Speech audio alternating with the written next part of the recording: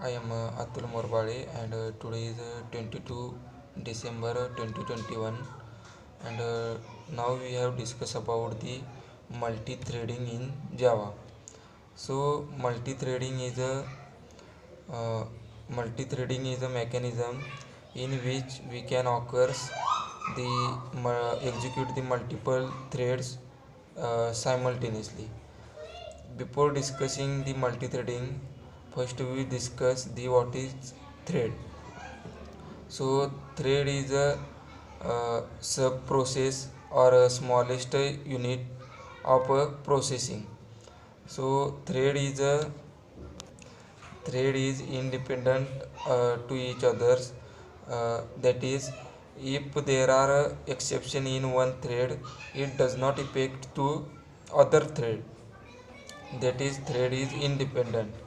And in operating system there are uh, multiple process that are executed in inner system, and each process have multiple threads. So now we discuss about the advantages of multi-threading. uh, Multi-threading multi-threading does not block to the users because threads are independent to each others. That is, multi-threading does not uh, perform the problems to users because of independency of threading. The multi-threading uh, threads are independent to each others. That is, if there are exception in one thread, it does not affect on other threads. And the third advantages of multi-threading is, in thread we can perform the multiple operations that show these size and time complexity perform the multi-threading. So now we discuss the next concept, that is a thread class. In Java, the thread class are perform the multi-threading in Java. In thread class, there are so many constructors and methods. The thread class inherit to object class and implement to runnable interface. So now we discuss the some methods that are used to multi-threading. So first is start method. Start method is uh, used to start the execution of threads. Now run method is used to perform the actions on thread. Get priority methods. Get priority methods is used to return the priority of threads. Set priority methods. Set priority methods are used to change the priority of threads. Get id methods. Get id methods is used to get the id, return the id of threads. Get name methods. Get name methods is used to get the return the name of threads. Sleep method. Sleep method is used to perform the sleep of threads in amount of time. Is alive methods. Is alive methods is used to uh, the aliveness of threads.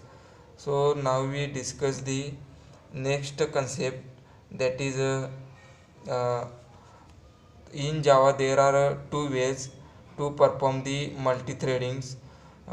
First is using extends the uh, thread class, and second is implement to runnable interface.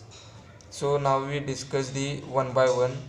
Using thread class, if we create a new class and that extends the thread class, if we extends the our new class to thread class, then there overrides the run methods. If there are override the run methods, the life of thread will be start. So now we create the object of new class and calls to run methods, and uh, using start method we can start the execution of threads. So that is the process of extends the thread class. Now we discuss the next ways, that is implement to runnable interface. uh, if uh, if we created a new class that implements to runnable interface, uh, after that it overrides the run methods, and in run methods the life of the threads will be start. Now the create the object of new class, and object and also the object of thread class. In object of thread class, the object of main class set the parameters, and using start methods we uh, start the process of execution of threads. So that is the two ways that we can create the multi-threading. So now we discuss about the difference between runnable interface and a thread class. If we extends the our class to thread class, it means we cannot extend the other class to thread class, because of Java does not support multiple inheritance. To solve these problems, we can use the interface concepts. Using implement the runnable class, we can we can achieve the multiple inheritance. So that is all about the multi-threading in Java. So thank you for this video.